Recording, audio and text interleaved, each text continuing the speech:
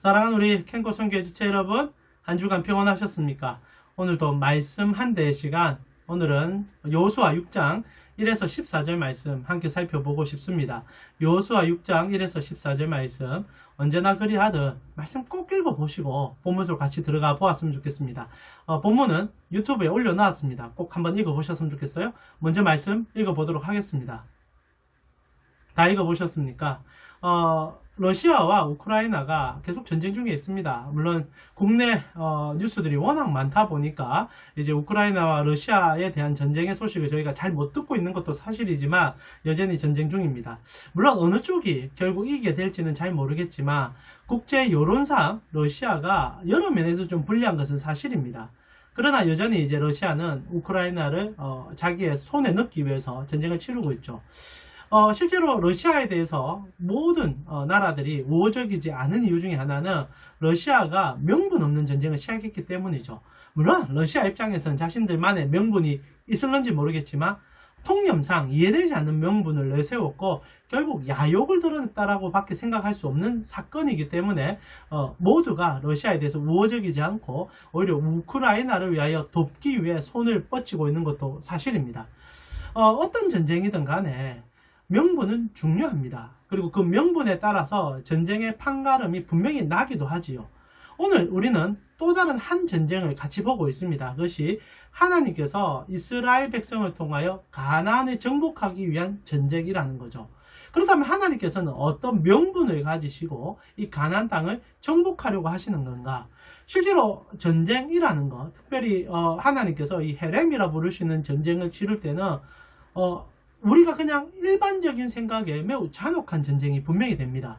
하나님께서 모든 것을 멸절하라고 명령하거든요. 물론 가나안 모든 족속을 다 그렇게 하지 않습니다. 7족속의 하나여서 멸절 정령을 명하시는데 이것이 우리의 가치관으로는 너무 잔인해 보인다는 거죠. 그리고 이 잔인함에 대해서는 어떤 말을 하더라도 실제로 변론받게 되지 않는, 변명받게 되지 않는 그런 얘기가 분명히 될 거예요. 왜냐하면 칼에 사람이 죽어나가고 슬픔의 전쟁은 분명하기 때문이죠. 그렇다면 이 전쟁을 하고 있는 하나님께서는 어떤 명분을 가지고 이 전쟁을 하느냐가 가장 중요한 이슈거리가 될 것 같습니다. 사랑하는 우리 캔코 선교회 지체 여러분의 생각에 하나님께서 왜 가나안을 정복하라 하셨고 이 전쟁에는 어떤 명분을 가지고 시작하셨는지 한번 좀 고민해 보셨습니까? 우리가 믿지 않는 시각으로 본다면 이거 정말 불편한 얘기일 것 같습니다. 그러나 하나님께서는 명분이 있으셨습니다. 그리고 그 명분을 위하여 이 전쟁을 주도하셨고 그 형태를 띠고 있다는 거죠. 그래서 오늘 우리가 보게 되는 이 여리고성 정복전쟁은 하나님께서 하고 계신 전쟁의 명분이 무엇인지를 다시 한번 명확하게 가르쳐주는 장소라는 거죠. 저희는 한 2주 전에 여호수아 5장을 살펴보면서 하나님께서 이스라엘 백성들에게 할례를 행하라 라고 명령했던 장면을 살펴보았습니다. 쉽지 않은 설교였었어요. 그래서 아마 함께 나누었던 우리 지체들 가운데 그것이 굉장히 부담스럽고 어렵게 느껴졌을 수도 있겠지만 한 번만 더 들어보셨으면 좋겠어요. 왜냐하면 굉장히 중요한 얘기를 했기 때문입니다. 이스라엘 백성들이 첫 전쟁을 눈앞에 두고 이 여리고성이라는 난공불락의 요새 앞에서 행한 일은 할례를 받는 일이었다라는 거죠. 이것이 자무 충격적이었습니다. 그래서 많은 우리 설교자들은 그것을 이스라엘의 믿음의 중심으로 해석했었고 아마 그렇게 많이 들으셨을 것 같지만 그때 저희가 정말 다른 관점으로 살펴보았습니다. 하나님께서 이스라엘에게 원하는 것은 전쟁 명분이었고 그 할례는 그들이 왜 전쟁을 하고 있는지에 대한 가르침이었다는 거죠. 거기서 할례가 등장했었습니다. 그래서 할례의 깊은 의미, 결국 할례라는 것은 예수 그리스도, 우리를 위하여 희생하신 주님을 보게 하는 행위였고 이것은 여러분께서 한번 좀 찾아보셨으면 좋겠고요. 더 중요한 것은 이렇게 할례를 마치고 하나님께서 하셨던 얘기입니다. 이것이 이제 출애굽기 5장에 이런 표현을 쓰지 않습니까? 이 할례를 통하여 이집트에서 너희가 당했던 그 수치가 다 굴러가게 된다. 흘러가게 된다. 그래서 그 지명을 길갈, 굴러간다라는 이름으로 불러라라고 얘기했죠. 할례의 목적은 이집트의 수치가 굴러가는 것이다 라고 얘기가 되어 있는 겁니다. 결국 하나님께서 이 가나안 땅을 정복하는 가장 큰 핵심은 이집트의 수치가 굴러가게 만들기 위하여 이집트의 수치를 없애기 위하여 이 전쟁을 하고 있다는 거지요. 그런 면에서 이제 여호수아 장군이 이제 입장을 할 때 군대 장관도 맡게 되고요. 그리고 오늘 여리고성을 정복하는 과정에서 일어나는 여러 에피소드도 이집트의 굴레를 흘러내보내는, 드디어 가나안 땅에는 전 세계가 사실 이집트의 굴레 속에 사는데 이 가나안 땅은 이집트의 굴레가 없는 땅을 만들고 싶다는 거죠. 그래서 저희가 이집트의 굴레가 무엇인지를 정말 짧은 시간이지만 나누었습니다. 이 사랑하는 우리 킹코 선교의 지체 여러분, 이집트의 수치, 굴레가 뭡니까? 피라미드 구조죠. 실제로 인류 사회가 아담이 하나님을 떠난 이후 내가 스스로 왕이 되고 싶다라고 외친 다음부터는 모든 체계는 피라미드 체계를 만들 수밖에 없었습니다. 모든 시스템은 가장 힘 있는 한 사람을 먹여 살리기 위하여 하부 구조가 상부 구조를 돕는 형태로 만들어지게 되죠. 그래서 올라가면 올라갈수록 신분이라고 표현할 수 있습니다. 이 신분 사회를 받쳐주기 위하여 언제나 하층 노동민들은 상층에 있는 극속수를 위하여 존재하는 사회. 이 대한민국도 똑같아요. 이제 중상층이 사라졌지 않습니까? 뭐 그래도 뭐 군사정권 때가 가장 중상층이 활발했다는 여러 가지 얘기도 있지만 그때는 정체적으로 그리고 민주주의 사회로서는 가장 암흑기였고, 지금 현대사회, 지금 우리의 시점을 바라본다면 일부의 정말 귀족계층이라고 부를 만큼 잘 사는 계층과 대부분의 하층 계층이 존재하죠. 물론 여전히 중위권이 있지만은 거의 사라지고 있는 시대 아닙니까? 특히 젊은 시대들 취업 자체가 힘들어서 신음하는 시대, 그리고 취업을 해도 가장 기본적인 생계만이 가능한 월급을 받으면서 노동하는 시대. 근데 그 노동의 모든 결실들은 상위 10%를 받쳐주는 구조. 어쩔 수 없는 시스템이죠. 이렇게 살아갈 수밖에 없는 세상입니다.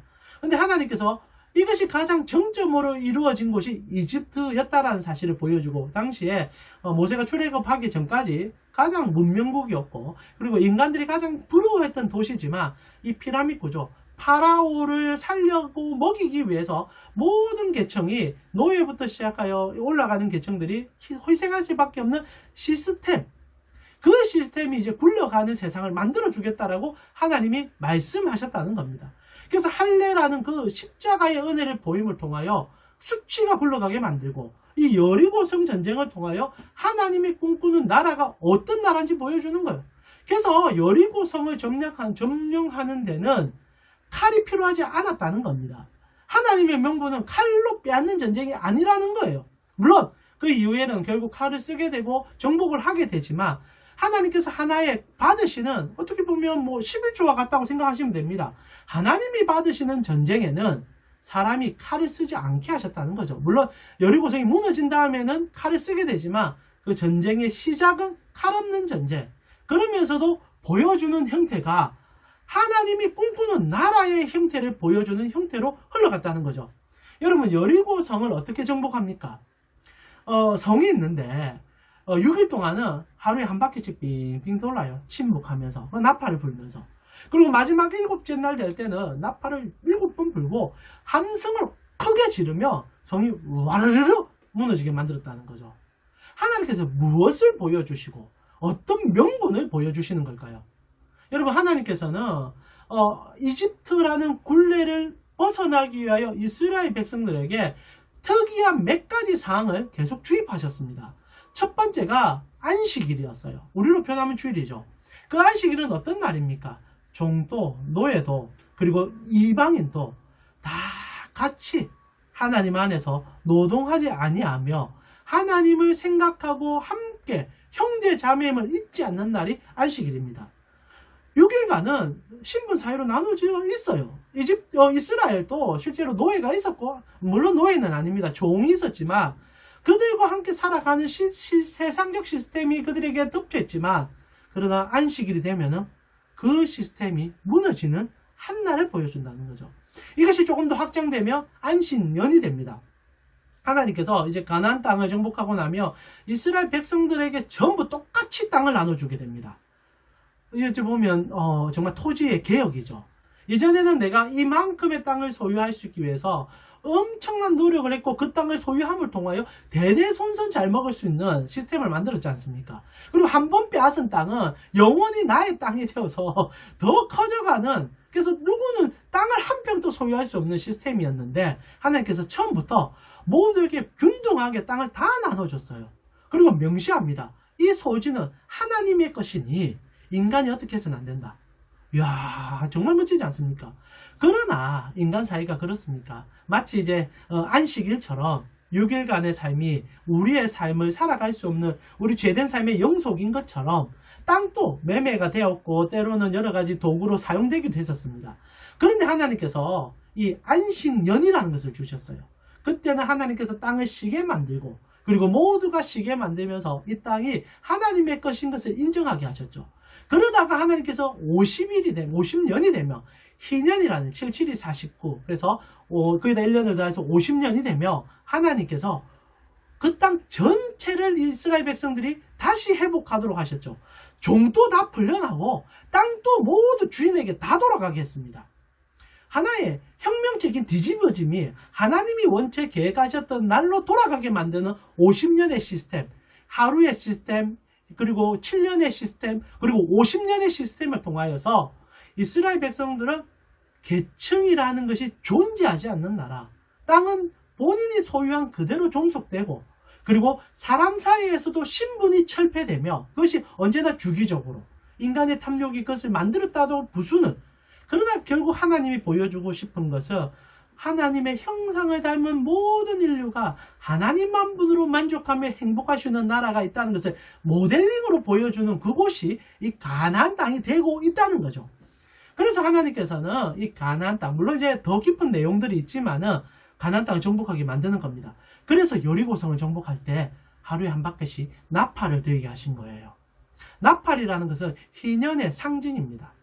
모든 자들을 해방시키기 위한 나팔이라는 거죠. 물론 전쟁을 위해서 나팔을 불기도 합니다만은 희년 때 되면 양각 나팔을 부는 거예요.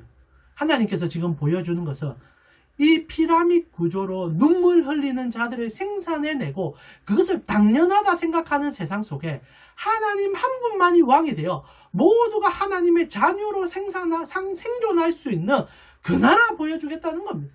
그래서 여리고성을 아무 말 없이 하나님 앞에서 돌기 시작하는 거죠.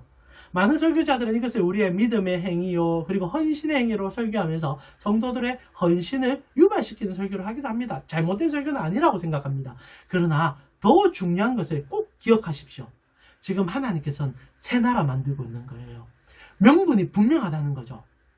종을 바탕으로 한 사람 먹여 살리는 사회는 더 이상 아니다라는 거예요. 하나님이 왕이 되심을 통하여 모두가 행복할 수 있는 사회. 이것이 하나님이 꿈꾸는 그분의 나라라는 거죠. 우리가 죽어서 가는 천국은 당연히 그런 나라입니다. 그러나 하나님께서는 이 땅의 삶에도 그런 삶을 살아가기를 바라고 계시다는 거죠. 그래서 여리고성은 하루에 한 바퀴씩 나팔을 불면서 지나가고 마지막 날, 7째 날 안식일에는 나팔을 부르며 모두가 하나님 안에서 자유를 누리자. 신분은 철폐되고 상하계층은 사라지며 하나님이 주신 것으로 우리가 사는 세상에 있어서 때로는 아픔을 가진 자나 슬픔을 가진 자나 눈물 흘리는 자도 회복의 은혜로 나아가자.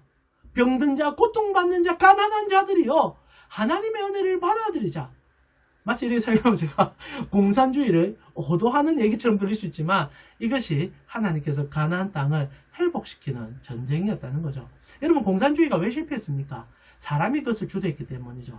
결국 공산주의는 모두가 잘 산다는 허명 안에 일부러는 공산주의를 주도했던 그 몇몇의 사람이 자기가 피라미드 정점에 올라가는 가장 잔혹하고 간혹한 행동을 행하게 되는 시스템을 만든 거 아닙니까? 또 다른 피라미드 구조죠.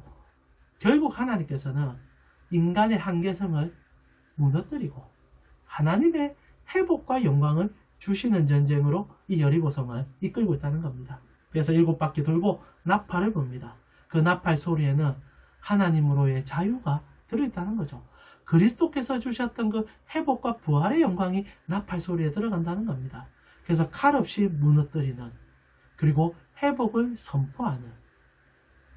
사랑하는 우리 캠코 선교의 지체 여러분, 저는 여러분이 캠코에서 그 역할을 해야만 한다고 생각합니다. 물론 여러분은 공기업에 계십니다. 그래서 일반 사기업처럼 피라미드 구조는 아니라고 생각해요. 그러나 여러분의 중심에 이 조국 대한민국이 있으시고, 그리고 여러분이 돕는 여러분의 가장 아름다운 국민들이 있음을 잊지 않으 하신다면 하나님이 원하는 그 사랑을 캠코에서 여실없이 드러낼 수 있다는 거예요. 여러분은 사욕을 채우기 위해서 그곳에 계신 자들이 되어서는 안 됩니다. 하나님의 나라의 해방과 하나님 나라의 그 자유함을 위해서 여러분이 도구로 하나님의 뜻 안에 사용되고 있는 거예요. 캠코는 아름다운 곳입니다. 하나님께서 어제 보면 공기업이라는 곳을 여러분에게 허락하셔서 이 이상을 실천하도록 여러분을 도구로 쓰고 계시는 거예요. 기뻐하십시오. 그리고 오늘 이 해방의 나팔을 캠코 안에서 부르는 자가 됐으면 좋겠어요. 우리가 기업을 하다 보면 결국 사이익을 취하는 것이 주안점이 될 때가 많습니다. 그러나 여러분이 꼭 기억하세요. 국민을 위해서, 그리고 국가를 위해서, 그리고 나아가 하나님 나라를 위해서 그 나팔을 불어 나아갈 때, 그래서 내가 아닌, 그리고 너가 아닌 우리라는 그 놀라운 가치, 더불어 함께라는 가치를 녹여 나아갈 때 하나님의 나라가 캠코 안에서 분명히 이루어지게 될 것입니다. 여러분의 전쟁은 칼싸움 이전에 믿음의 싸움인 것을 잊지 말아 주십시오. 이번 한 주도 말씀으로 승리하셔서 하나님의 나팔을 불 수 있는 우리 캠코 선교의 지체 되기를 옆에서 기도로 돕도록 하겠습니다. 한 주간 승리하십시오.